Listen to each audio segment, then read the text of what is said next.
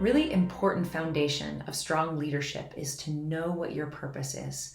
And in all of the years of teaching soul purpose to leaders and entrepreneurs, one of the things that I have come to realize is that we don't discover our soul purpose, it rather reveals itself to us.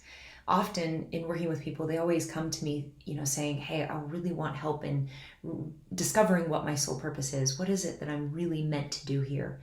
I have a sense that the work that I do is in alignment with my purpose, but it feels like there's something bigger and I want to figure out what that is.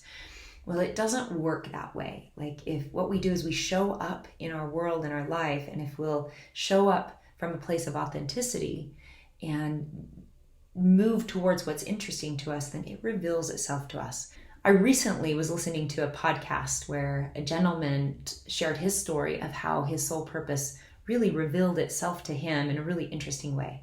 This guy's name is Roger Payne, and it was 1966, and Roger was listening to the radio one day and he heard them say that a well had been beached at shore nearby, and he'd never seen a well, so he wanted to go check it out. And when he went to the beach to see this well, he was touched and moved by what he saw. There was this beautiful well backlit by the moonlight, but as he looked closer, he saw that somebody had come and carved their initials into its flesh. Somebody had cut off its tail, and another person had stuck a cigar in its blowhole. And I thought, wow, this well isn't even being seen. People are just entertaining themselves with this piece of flesh, and they're missing the entire well.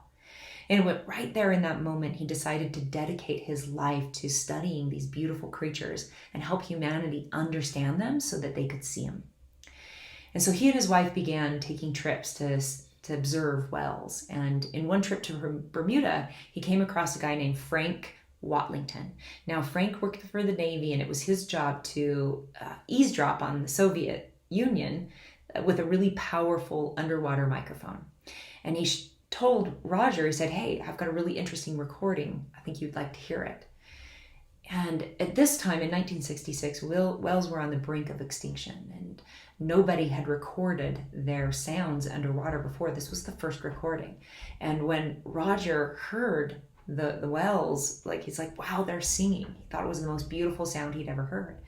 So he started listening to this recording day in and day out. He even rigged his alarm clock to wake up to the sound of whales. And the more that he listened to their songs, he realized that they have emotions just like us. They have life like us. And he really wanted to share who whales were with humanity. And so he became obsessed. He started calling radio stations and said, hey, I've got whale music. You want to play it? He got more no's than he got yeses. He just kept calling and he kept calling. Then he would go to concerts with famous musicians and get backstage and say, hey, I've got this really beautiful well music. The world needs to hear it. Can you incorporate it in your work to help more people hear it? And finally, an artist said yes to him, and they started getting music out in the world from more of the world to hear well. I mean, most of us today, we've heard well songs in maybe an app or something. We've heard it. And it was this guy, Roger Payne, that brought it to the world. Somewhere along the lines, he got so obsessed that he quit his job and just dedicated all of his time to this. He ended up being on Johnny Carson and is now known for the man that brought whales to humanity. And his work has continued on to do really interesting things because of the relationships that he was created along the way. And as I heard this story, I thought, this is exactly what it is that if we'll just show up in our life and respond to what's interesting to us, then it's sort of like discovering our purpose is sort of like following the breadcrumbs. And it often happens for us in the most unsuspecting of ways. But it's following the instinct of our own inner knowing about where we need to be and what we need to say yes to. And I couldn't help but think too that, what was going on in Roger Payne's life that he was able to get obsessed with this. And, part of that had to be some financial structure or foundation to be able to do that as well.